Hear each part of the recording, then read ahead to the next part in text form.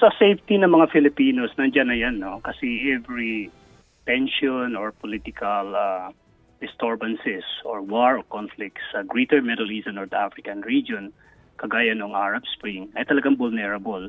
Hindi lamang yung mga Filipinos na nagtatrabaho doon, pagkus pati na rin yung ibang mga lahi, kagaya ng mga Indian, Bangladeshi, and other nationalities.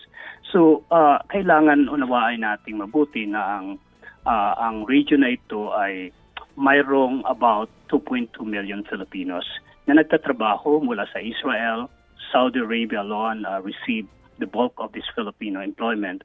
Then we have the United Arab Emirates, Qatar, and Bahrain, as well as in other parts of North African region.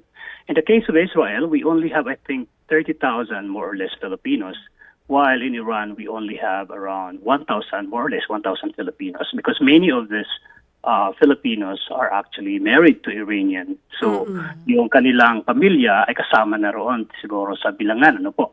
And we need to understand that Iran is not like other Arab countries in the GCC region, because Iran doesn't encourage the employment of foreign workers.